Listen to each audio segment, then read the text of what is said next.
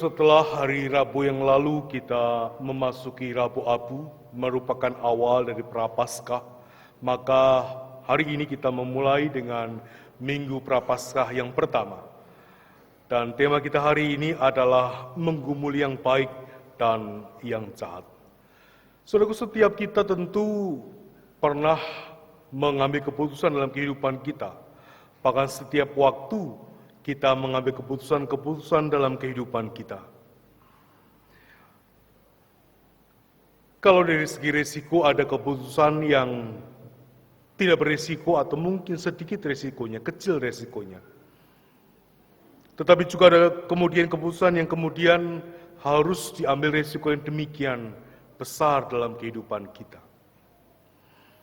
Kalau dari segi kepentingannya ada hal yang tidak terlalu penting, ada hal yang sangat penting dalam kehidupan ini, bakal menentukan masa depan kita.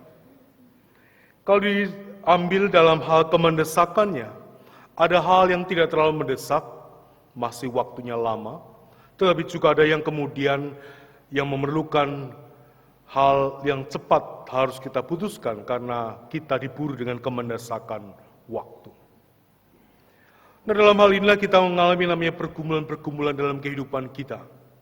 Kalau kemudian hal-hal itu hanya hal yang tidak merupakan hal yang terlalu beresiko, atau hal yang tidak genting, tidak mendesak, atau hal yang tidak terlalu penting, maka resikonya tentu juga dengan hal yang kecil saja.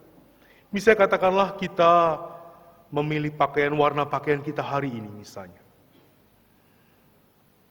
Tentu tidak ada resiko apa-apa ketika kemudian kita memakai baju yang pas dalam kehidupan ini. Kecuali kalau Anda ke gereja pakai baju renang, orang akan mengatakan itu saltum, katanya salah kostum. Atau kemudian kita memakai hal-hal yang berbeda dengan orang lain. Orang akan kemudian hanya menyoroti, oh salah kostum orangnya. Yang paling banter adalah ditertawakan, diolok-olok, dan lain sebagainya. Risiko tidak terlalu besar. Tetapi Bapak Ibu yang kasih Tuhan, ada keputusan-keputusan di mana kita mengambilnya dengan hal yang sangat berisiko, sangat penting, dan juga hal-hal yang kemudian memerlukan sesuatu yang segera kita lakukan. Dan kalau sudah demikian, maka diperlukanlah pertimbangan-pertimbangan yang matang, pertimbangan-pertimbangan yang masak, pertimbangan-pertimbangan yang demikian dibutuhkan kecermatan-kecermatan dalam kehidupan kita. Apalagi kemudian kalau dikaitkan dengan tema kita hari ini, menggumuli yang baik dan yang jahat. Yang seringkali itu suatu hal yang tidak terlalu jelas batasnya dalam kehidupan kita. Hal diperlukan pertimbangan yang matang untuk memutuskan apa yang akan kita lakukan. Dan itulah yang namanya pergumulan dalam kehidupan kita. Nah, bagaimana kita sebagai manusia memutuskan pergumulan-pergumulan kita, mengambil keputusan dalam kehidupan kita. Ada orang yang mengambil keputusan dengan kemudian memakai jumlah kancing baju yang ia miliki. Itu kalau waktu anak-anak SD begitu kan? A, B, C, D. Kalau menuju yang kedua, B itu berarti. Kalau yang ketiga, C. Yang pertama itu berarti A. Kalau kemudian soalnya 7 tambah 3 sama dengan A itu 9, B itu 10, C itu 11, D 12, tapi nunjuknya yang keempat, berarti menjawabnya D, diberitahu ini salah jawabannya, pokoknya ini benar, karena yang dituju adalah yang D, begitu ya. Atau orang kemudian menggantungkan jawabannya dengan mendengarkan tokek yang ada di rumahnya. Tekek sekali, oh berarti iya. Tekek yang kedua, tidak. Tekek, ya tidak, dan seterusnya. Ada banyak juga orang yang kemudian dengan segera mengatakan bahwa semua berdasarkan perasaan saja, feelingnya saja. Ada 2 jalan percabangan, lalu kemudian mengambil feeling saya itu ke kiri. Padahal belum tentu feeling itu kemudian benar. Ada yang kemudian memakai berbagai macam perkiraan-perkiraan yang kemudian dimilikinya. Dan juga tak jarang kemudian orang lalu ketika bingung mengatakan, aku pergi ke orang pintar saja. Orang pintar yang dimaksud adalah dukun, yang kemudian ia memakai apa yang dikatakan sang dukun itu untuk kemudian mengambil keputusan. Saudaraku, bagaimana dengan orang beriman ketika ia mengambil keputusan, ketika ia sedang dalam pergumulan kehidupannya? Apa kita kemudian sama mengambil cara kita dengan orang-orang lain dalam kehidupan ini? Hanya dengan kancing baju, tokek, perasaan, dan kemudian juga bahkan kemudian melewati batas-batas sebagai orang percaya. Percaya dan mempercayakan kepada orang lain dalam kehidupan ini. Di Minggu Prapaskah yang pertama yang kita semua diajak untuk merenungkan bagaimana dalam kehidupan kita sebagai orang-orang beriman, kita mengambil keputusan-keputusan dalam kehidupan kita, yang kemudian menentukan akan arah kehidupan kita sebagai orang-orang percaya dalam hidup ini. Saudara kita dalam Tuhan, sejak mulanya kita membaca dalam Alkitab, Tuhan menciptakan manusia dengan baik adanya. Dengan maksud yang baik memelihara bumi serta isinya yang merupakan ciptaan Allah, yang diciptakan Allah dengan baik adanya. Manusia diciptakan untuk menjadi kebaikan dan juga diharapkan kemudian mewartakan, membawakan, menyatakan kebaikan kepada dunia ini. Segala karyanya, segala apa yang dia lakukan, dia hendaklah kemudian menghasilkan kebaikan-kebaikan dalam hidup ini. Namun kita melihat, bukankah dosa kemudian menghancurkan akan segala hal maksud baik itu yang sudah ditanamkan Tuhan dalam hatinya. Gambar Allah rusak, gambar Allah dirusak oleh karena dosa. Dan manusia bukan kemudian lagi melakukan apa yang merupakan kehendak Allah dalam kebaikan-kebaikan dalam hidupnya. Manusia justru cenderung untuk kemudian melakukan apa yang jahat, menuruti akan hawa nafsu, keinginannya, kemanusiawiannya, keinginannya hatinya, dan kemudian hanya menuruti keinginan-keinginannya sendiri dalam apa yang ia lakukan dan apa yang ia kerjakan. Saudara, itulah kemudian manusia diusir dari Taman Eden. Dan dalam kehidupan di tengah-tengah dunia, bukankah itu juga yang terus-menerus dilakukan oleh manusia? Air bah di zaman Nuh adalah merupakan bagian di mana Tuhan mau menghukum manusia, mau menghukum dunia ini, menghancurkan dan menghapuskan semua oleh karena dosa-dosa manusia. Oleh karena kejahatan manusia, maka kemudian segala hal dimusnahkan kecuali yang ada di dalam bahtera Nuh. 8 orang dan juga binatang-binatang yang kemudian sudah dikhususkan untuk kemudian masuk ke dalam bahtera itu. Dan kemudian disitulah ketika kemudian bahtera itu terdampar, dan kemudian Nuh kemudian bersama dengan seluruh isinya keluar dari bahtera itu. Disitulah kemudian Tuhan mengadakan perjanjian antara dia dengan Nuh. Dikatakan bahwa di atas awan kemudian Tuhan menghadirkan busur yang melengkung di atas awan, yang kemudian kita kenal dengan yang namanya pelangi. Pelangi adalah merupakan bagian di mana di sana dikatakan Allah menunjukkan akan kasih setianya, bahwa Allah tidak akan pernah lagi menghukum manusia dengan air bah. Allah tidak akan lagi memusnahkan manusia dengan air bah. Dan itu adalah merupakan janji Allah yang lalu kemudian digenapi. Bukan hanya sekadar bahwa ia berjanji menyuruh manusia untuk kemudian hanya sekadar mengatakan aku mengasihi engkau, tidak. Tapi kemudian dalam janji Allah itu kemudian terkandung akan janji keselamatan yang dimana Allah berkarya di dalamnya, dalam karya kasih-Nya dalam diri Tuhan Yesus Kristus. Allah tidak hanya kemudian berdiam diri akan keselamatan manusia, bahkan ia datang ke tengah-tengah dunia sebagai manusia dalam wujud Yesus Kristus yang memberikan keselamatan kepada kita. Yesus Kristus yang kemudian dinyatakan oleh Allah Bapa dan mengatakan, inilah anakku yang kukasihi, dengarkanlah dia. Saudaraku yang terkasih dalam Tuhan, dalam baptisan Yohanes itu dinyatakan kepada kita sekalian, inilah anakku yang kukasihi, kepadamulah aku berkenan. Yesus diperkenankan untuk menjadi jalan keselamatan bagi dunia ini. Yesus diperkenankan oleh Allah Bapa untuk kemudian menjadi jalan di mana keselamatan itu diraih oleh manusia, bukan karena usaha manusia, tapi oleh karena karya kasih Allah yang dinyatakan kepada dunia ini. Oleh karena itulah kita semua diajak dalam kehidupan kita. Mari kita kemudian sebagai orang-orang yang sudah diselamatkan oleh karya kasih Allah itu, kita menjadi orang-orang yang terus mewartakan akan kebaikan dan kebenaran Allah, sebagaimana maksud awal manusia itu diciptakan. Sebagaimana maksud awal kita itu kemudian menjadi wakil Allah di tengah-tengah dunia ini. Sehingga dengan kehidupan manusia, maka kemudian kita semua menjadikan segala sesuatu baik adanya. Namun bukankah godaan itu masih saja seringkali mengganggu dalam kehidupan kita? Di sanalah kita sebagai orang-orang beriman patut menunjukkan akan kualitas kehidupan kita sebagai orang-orang percaya yang sudah diselamatkan oleh Tuhan dalam hidup ini.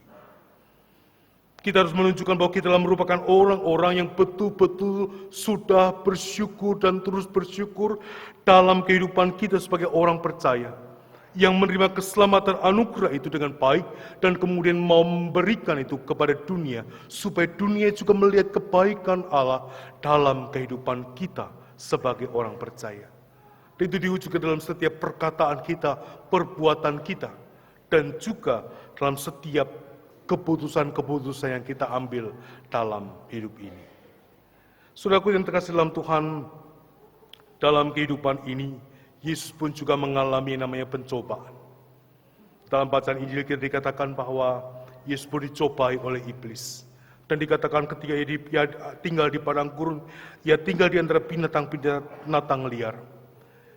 Ketika kemudian dikatakan bahwa Yohanes Pembaptis ditangkap, Yesus ke Galilea dan kemudian memberitakan kerajaan Allah sudah dekat dan bertobatlah. Di tengah-tengah karya, di tengah-tengah dunia itu, bukankah kita melihat berbagai macam hal yang dialami oleh Yesus?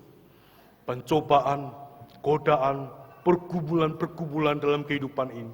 Dan mari kita melihat bahwa kalau kita melihat meniti akan jalan kehidupan Yesus dari hari ke hari, dari waktu ke waktu, bukan kita melihat bagaimana ia demikian setia untuk kemudian menjalankan apa yang Allah Bapa nyatakan kepada dirinya. Ia yang Allah yang menjadi manusia, Allah yang sama dengan kita, sudah menunjukkan bukti dalam kehidupan ini. Berbagai macam hal ia tunjukkan dengan kesetiaan dalam kehidupannya. Dan bukan kualitas yang sama pun perlu patut kita lakukan dalam kehidupan kita, dalam hidup kita setiap hari. Oleh karena itu, mari kita semua di tengah-tengah kehidupan kita senantiasa menjadi orang-orang yang setia kepada Dia. Bagaimana supaya kita kemudian betul-betul dalam pergumulan kita, dalam hidup kita senantiasa menjadi orang-orang yang memutuskan dengan benar segala pergumulan-pergumulan dalam hidup ini. Yang pertama yang kita diajak untuk melihat bahwa mari kita senantiasa mencari kehendak Tuhan dalam kehidupan kita. Carilah kehendak Tuhan dalam hidup ini. Saudaraku, kita manusia seringkali membedakan antara hal-hal yang jasmani dan hal-hal yang rohani. Hal yang jasmani kita selalu mengatakan, ini bagianku. Bila aku yang memutuskan sendiri, aku tidak akan melibatkan Tuhan. Aku tidak akan kemudian meminta Tuhan untuk kemudian berperanan dalam apa yang aku pikirkan. Mencari pekerjaan, mencari pacar, mencari berbagai macam hal, ingin mendapatkan sesuatu hal, dalam pergumulan-pergumulan kita, memutuskan sesuatu hal, kita seringkali mengatakan, itu bagianku, dan itu bukan bagian Tuhan. Kalau hal yang berkaitan dengan rohani, kita baru mengatakan, itu bagian Tuhan, silakan Tuhan berkarya. Pertanyaan besar adalah, bisakah kita membagi diri dalam kehidupan seperti itu? Bukankah setiap hal yang ada pada diri kita, dalam kehidupan kita, adalah di mana kita juga senantiasa ingat, itu semua merupakan bagian di mana kita secara utuh sebagai manusia adalah merupakan umat milik kepunyaan Tuhan. Saya mau tanya kepada anak muda di sini, banyak anak muda ya, semoga tidak tidur. Kalau cari pacar, berdoa dulu enggak?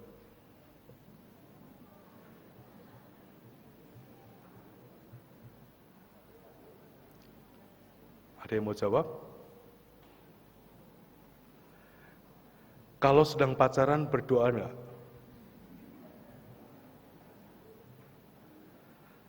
Senyumnya agak mengkhawatirkan nih. Kita sebagai orang tua bagaimana? Kalau anak kita sedang pacaran, kita doakan enggak? Kalau anak kita sedang mencari pekerjaan, kita doakan enggak? Kalau sedang memilih sekolah mana yang akan dituju oleh anak kita doakan enggak? Atau doanya, boleh semua jurusan asal tidak ke teologi ya begitu? Saya nggak punya teman Bapak Ibu kalau begitu. Saudaraku, dalam semua hal, mari kita senantiasa mencari kehendak Tuhan dalam kehidupan kita.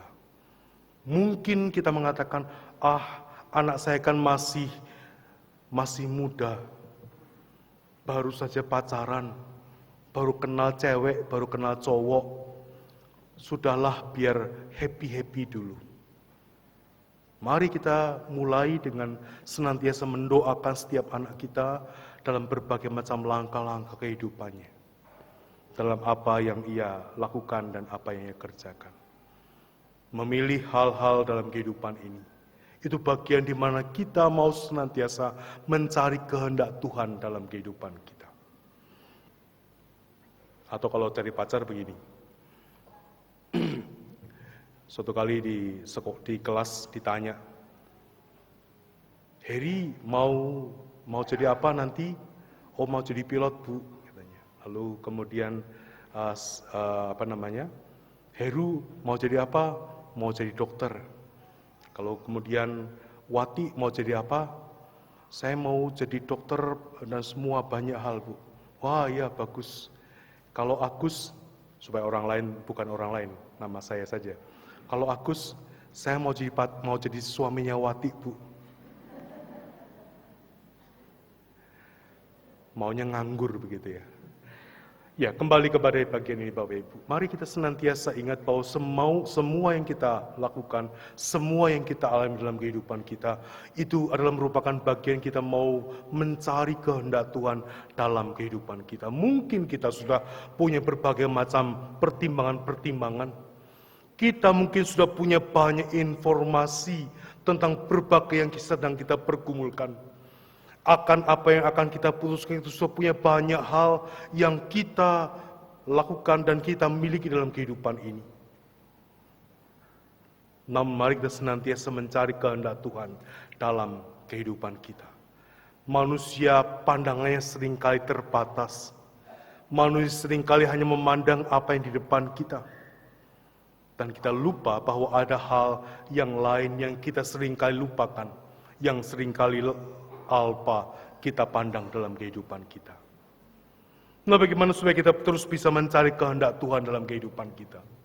Yang kedua diajar kepada kita adalah bahwa mari kita senantiasa hidup dekat dengan Tuhan dalam hidup ini. Kalau kita mau mencari kehendak Tuhan, kalau kita mau mengerti akan kehendak Tuhan dalam kehidupan kita, bukankah kita mestinya hidup dekat dengan Dia? Kita mungkin punya teman, kita mungkin punya juga orang-orang yang di sekitar kita dalam kehidupan ini. Tapi seorang sahabat mengerti, memahami, mengetahui apa yang merupakan kedalaman yang dimiliki oleh sahabatnya. Demikian juga dalam kedekatan kita dengan Tuhan. Kalau kita bersahabat dengan Tuhan dalam setiap waktu-waktu dalam kehidupan kita, maka kita juga semakin mengerti, semakin tahu apa kehendak Tuhan dalam kehidupan kita. Saudaraku yang terkasih Tuhan, mari kita senantiasa menggumuli itu dalam kehidupan kita setiap hari. Supaya dengan demikian, maka kita menjadi orang-orang yang akan terus senantiasa dekat dengan Dia dalam kehidupan kita, dekat dengan Tuhan dalam kehidupan ini, mencari kehendak Tuhan senantiasa untuk mendapatkan pertimbangan-pertimbangan dalam kehidupan kita, berdasarkan bukan apa yang aku mau, bukan berdasarkan apa yang aku inginkan, tapi apa yang merupakan kehendak Tuhan, yang kita tahu dan yakin itu adalah merupakan hal yang baik, yang akan menghindarkan kita dari segala yang jahat, dari segala yang buruk dalam kehidupan kita. Oleh karena itulah dalam kehidupan kita, mari kita senantiasa mencari kehendak-Nya dalam hidup ini, dan senantiasa mau dekat dengan Dia dalam hidup kita, dalam doa-doa kita, dalam pembacaan firman Tuhan dalam kehidupan kita. Mari kita senantiasa hidup dekat dengan Dia, mencari kehendak Tuhan, apa yang Tuhan mau aku lakukan, apa yang Tuhan mau katakan kepadaku, apa yang Engkau mau firmankan kepadaku ya Tuhan dalam kehidupan ini. Biarlah aku betul-betul mencarinya, menggalinya, mendapatnya. Sehingga dengan demikian aku semakin tahu dan dekat akan kehendak-Mu dalam kehidupan ini. Saudara yang terkasih Tuhan, GKI Serpong saya kira dalam warta jemaat ada banyak sekali alat sarana di mana kita diajak untuk semakin dekat dengan Tuhan. Baik hal yang pribadi maupun dalam kehidupan kita sebagai keluarga, sebagai pasangan. Dan kalau Bapak Ibu melihat tadi tayangan di depan, maka ada yang namanya Weekend Pasutri. Tadi ada tayangan pasangan Oki mengalami masalah, lalu kemudian diajak oleh Bu Marvan untuk ikut Weekend Pasutri. Sebelum diajak Bu Marvan, mari sebelum saya paksa untuk ikut, kalau Bu Marvan mengajak begitu ya, kalau saya akan memaksa, ikutlah Retreat Pasutri. Saudara, bukan lalu kemudian kok dipaksa, kok diajak. Bukan soal bahwa ini program gereja, bukan itu. Tapi ini adalah merupakan bagian di mana ada yang bermanfaat di dalamnya.